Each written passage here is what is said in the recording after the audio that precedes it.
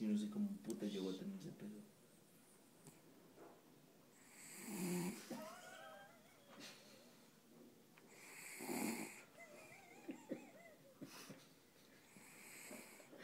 Y supiera el hijo puta que todo estar en Facebook.